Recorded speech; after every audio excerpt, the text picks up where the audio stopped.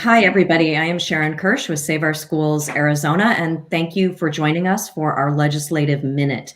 This is just a chance for you all to learn a little bit more about what's happening with education-related bills moving through the legislature this session. So I'm happy to introduce Representative Friese, who is going to answer some questions for us about what STO bills are. And STOs are school tuition organization vouchers. So let's just start. Can you just tell us what are they and why are they not a good thing for public education? Okay, thank you, Sharon. So they aren't a good thing for public education because basically they are public dollars, tax dollars for private education. Student tuition organizations are basically middlemen, and they act to accept the tax credit monies that come through the state. They then house those monies and then pass them off through a scholarship to different private schools, retaining here in Arizona 10% of the monies that they take. So, we're talking, these programs have been around since 1999 or so, hundreds of millions of dollars to these organizations that were tax dollars that should have gone to our public schools and our students, our public school students. Right. And so it's a tax credit that people can take. And when it started, that's a good ring on your phone. It's my alarm, actually. It's a cricket. It's a nice gentle alarm. When it started, it was just a small program, and now it's grown to over $200 million a year. So it was just one category for individual taxpayers, then another, then corporate taxpayers, then another.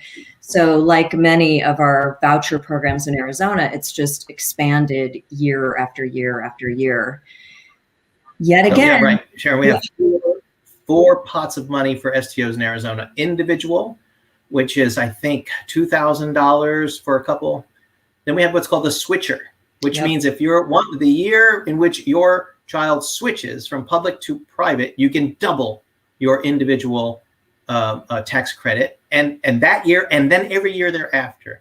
And then we have the corporate STOs, which were the ones that were uncapped every year. We just recently put a cap on them, and now they go up only by 2% a year, I believe. And then we have what's called Lexi's Law, which is for the disabled, and that's a disabled student that's kept at $5 million. The fastest growing pot of money in STOs is the switcher pot, and it's getting out of hand. Yes, and so even though the voters in Arizona, poll after poll shows that we support public schools and want our public schools to be well funded, we keep seeing these bills come before the legislature. So there are 3 different STO bills moving now that would expand eligibility in different ways and increase funding. So what are your thoughts on that? Why 3 bills? What's happening? Well, like I said, STOs were the original argument when developing STOs was to allow a student with less means to have the option and school choice of attending a private school. And that is not what they're doing. Basically, private school is too expensive, for the cap you can get on your STO. Now, if you can marry together several STOs and get this person to give to you and this person to give you, you're not supposed to be able to, the organization is not supposed to take into account the beneficiary, but someone can write down this goes to Susie Smith, please. And they usually do. So it's just another way to take money out of our public schools. And it's just like the ESA vouchers. It's robbing our public schools of the resources they desperately need to provide the services, the public education that the state is committed to in the Constitution to provide. Yeah.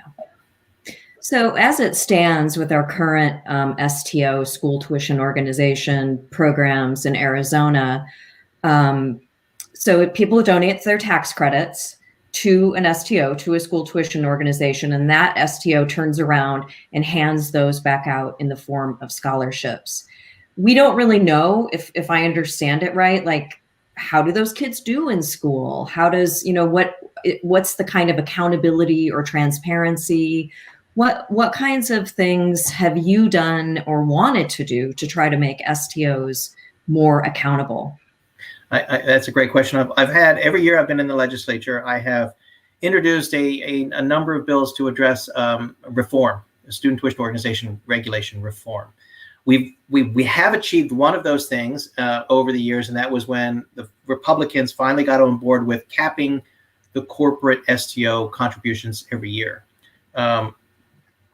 I have also introduced bills that will address what I call means testing, right? The original intent of an STO was to say, let's make sure that children of families with less economic means have access to private school. Well, if you look at the STOs and how they're being spent, around two thirds of all the money spent goes to families that are 5 times the poverty level or greater. So these are not economically stressed families. Right. 2/3 of all the STO scholarships are going to families 5 times the poverty level or higher.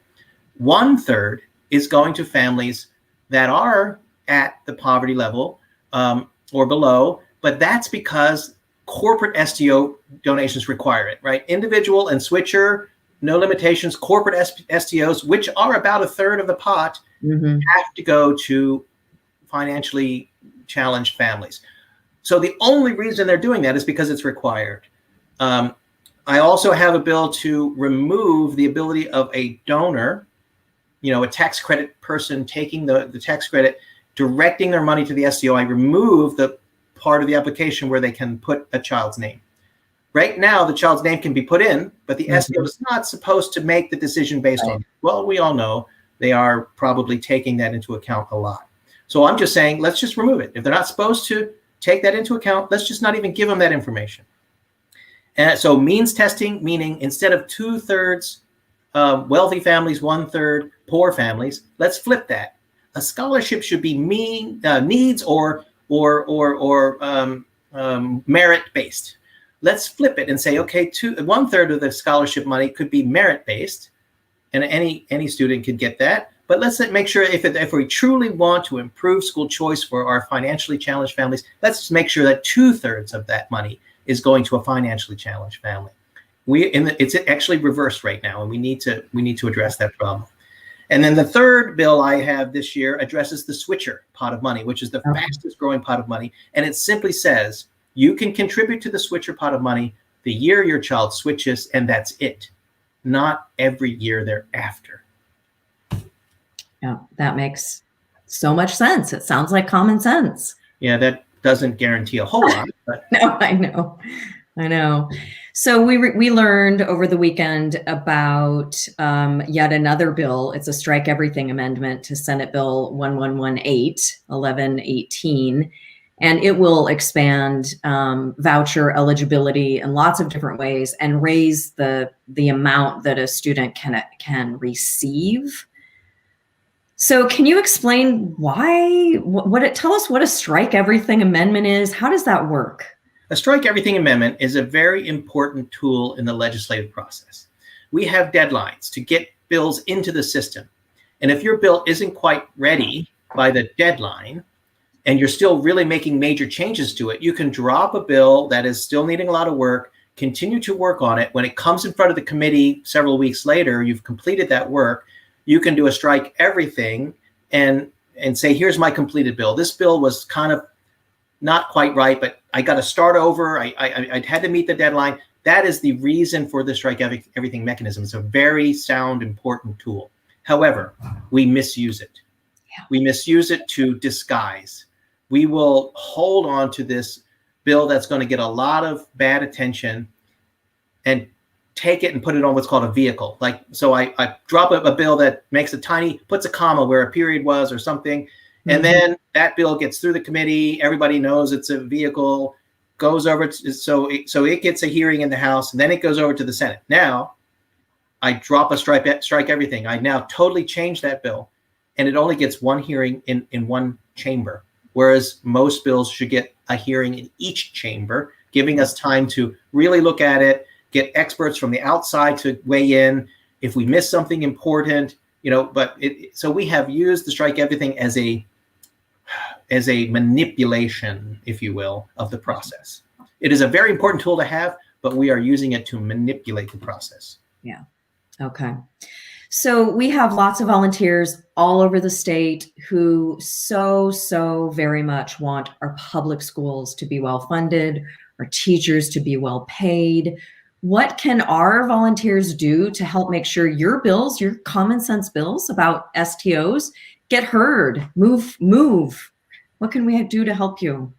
Well, we've always said, in every election cycle when I run, education is always the top issue. Funding education, making sure our public schools have the resources they need to get the classroom resources they need to make sure our classroom sizes are right, make sure our teachers aren't overworked, make sure we're paying them and rewarding them properly.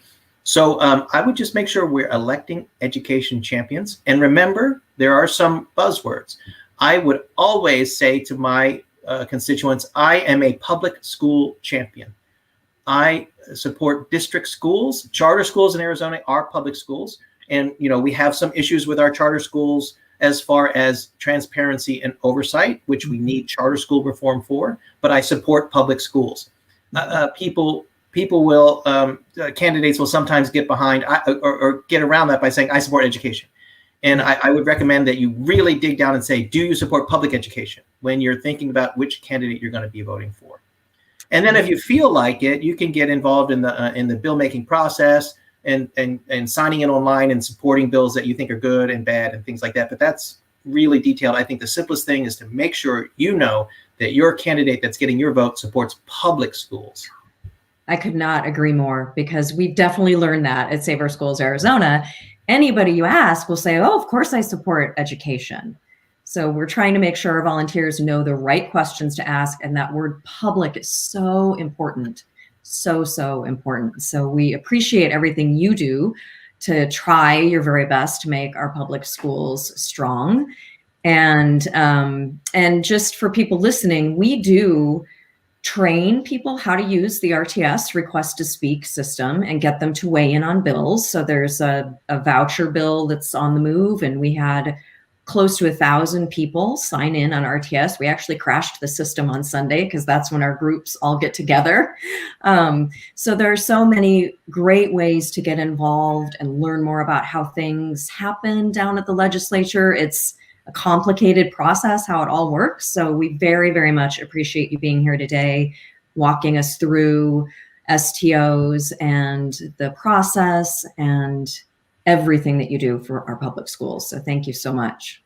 It's my pleasure. I signed up for the job, and I'm going to put the energy and the effort in, that I need to make myself feel like I'm doing a good job. So, and I actually enjoy it. Awesome. Thank you for fighting the good fight on behalf of your constituents. My pleasure. And our state. So, all right. Thanks so much.